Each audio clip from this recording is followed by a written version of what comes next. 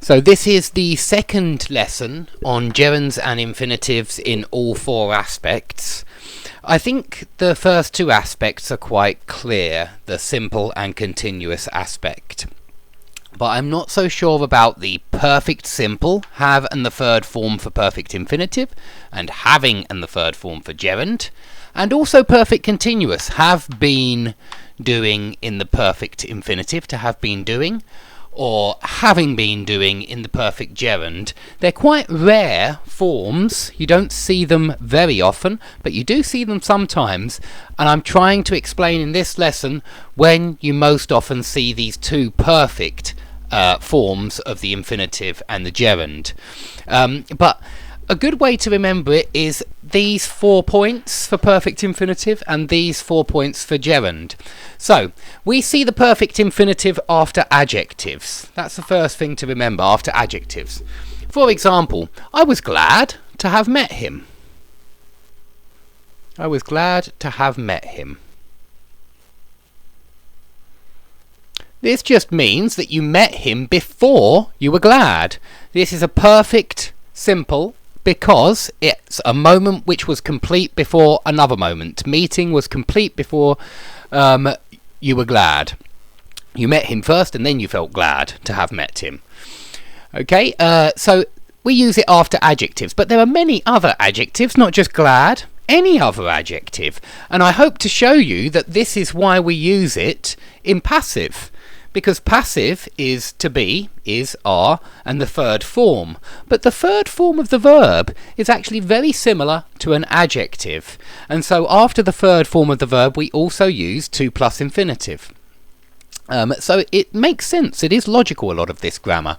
So you can say, I was glad to have met him.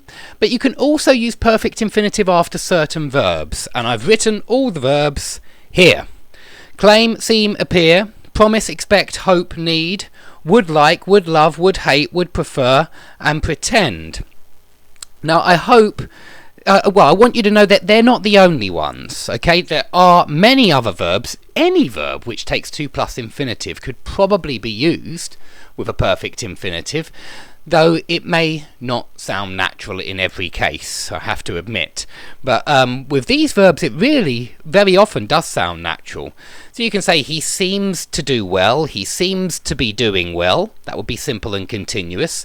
He seems to have done well, and he seems to have been doing well. All of those are possible.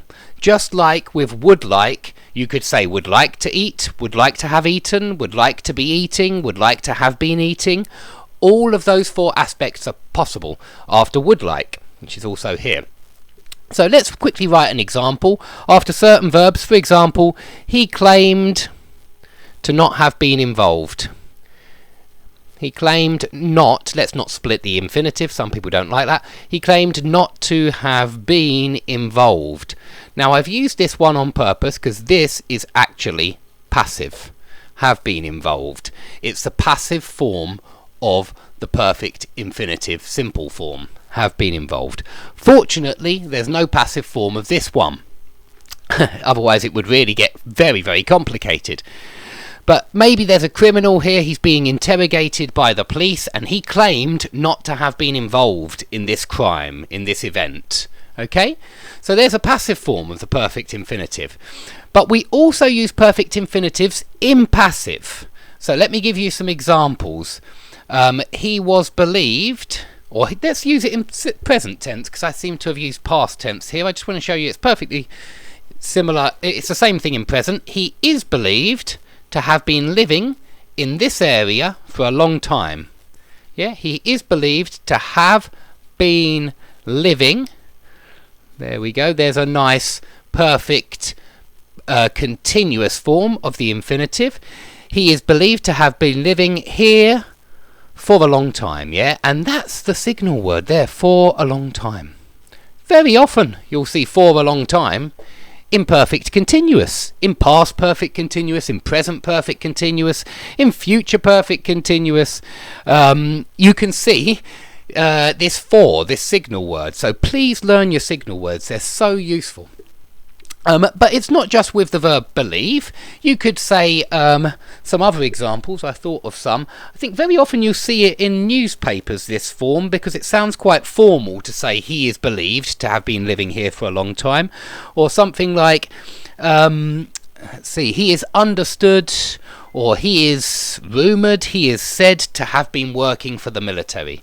Yeah, maybe he's a spy. He is rumoured to have been working for the military. Yeah, to have been working. So we can use this perfect continuous form when we're talking about a long duration. Yeah, he has been rumoured to have been working for whoever, it doesn't matter. But there are many other forms, and of course we can use the perfect simple form here and say he is believed to have been tall. He is believed to have been the killer. Whatever. But you can use simple or continuous depending on what sense you mean. Is it complete or is it a complete duration? Okay, lastly, you use perfect infinitive as subject. Now, the very perceptive students among you will straight away think, hang on, we use gerund as subject, not 2 plus infinitive. However, that's not entirely true when we say that, and you can actually start a sentence off with 2 plus infinitive, and you can in the perfect infinitive as well. Now let's look at some examples here. To have been at the concert would have been great. Yeah, I think I used this in the last video. To have been at the concert. It's just a nice clear example, so I'm going to use it again. To have been at the concert. Now, here we've got two choices. We can say would have been great. Now, what that makes it is very, very, very similar to third conditional. Here we're using it hypothetically. If I had been at the concert, it would have been great. To have been at the concert would have been great. So it's been used hypothetically. You weren't at the concert, but to have been at the concert would have been great. However, you don't have to use it hypothetically. You can even use it in real sentences. And you can say, to have been at the concert was great, was amazing. Yeah, was amazing. So that's also possible. And so some of you might say, well, what's the difference between to have been at the concert was amazing and having been at the concert was amazing? Well, I don't really like having been at the concert was amazing. We usually say it because that's not before the amazing. It's at the same time. It's amazing at the same time as you were there. And so with the having been at the concert, you need a sentence like, having been at the concert, I went home. Yeah, having been at the concert, I went home. It's telling you the order of events, because this is the earlier action, having been at the concert, and then the later action, I went home.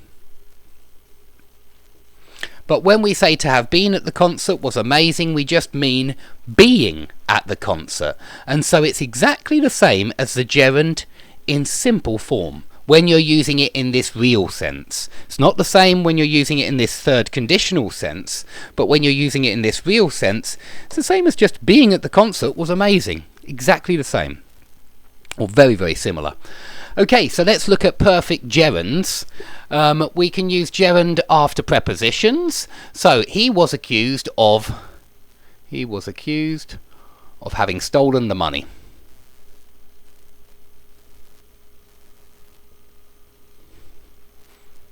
Yeah, of having stolen the money.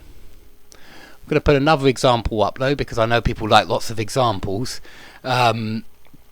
He was pleased with having finished the homework. Now notice we've got a nice adjective here, but the adjective pleased takes a preposition with, and so then we need a gerund. He was pleased with having finished so quickly. Yeah, something like that. Having finished so quickly. Okay, so after these prepositions, please feel free to use a perfect gerund if it happened before the main verb. Also, we use gerunds after certain verbs. So I hope you remember that we use gerunds after regret. So we could say, he regretted having killed the man, yeah, or he regretted having stolen the money, or he regretted having lied to the police, whatever it is, having lied to the police. Okay, let's think of another gerund verb as well, perhaps something like,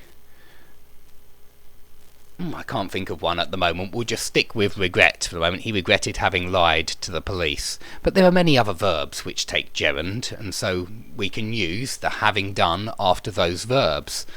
Lastly, we use gerund as subject, and this is where we want to say that we want to emphasize that this happened first and then the second action happened, yeah?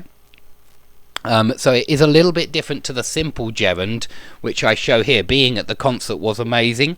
Having been at the concert, I went home. I hope that can show you the difference between those two.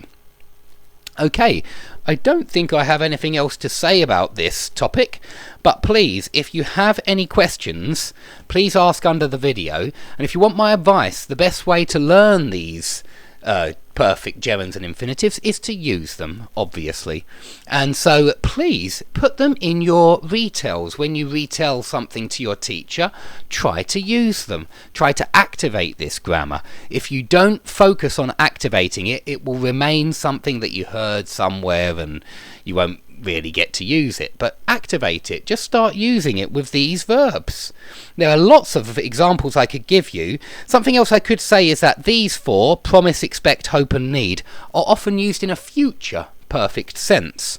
I promise to have finished it by the end of the year. That means this year, by the end of 2016. I expect to have done it by the end of the week. I hope to have seen him by next month. And I need to have signed the documents and given them in by Monday. And so please remember that by for those future.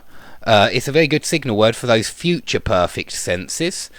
And yeah, just get using them. Use them as much as possible, and they do get easier.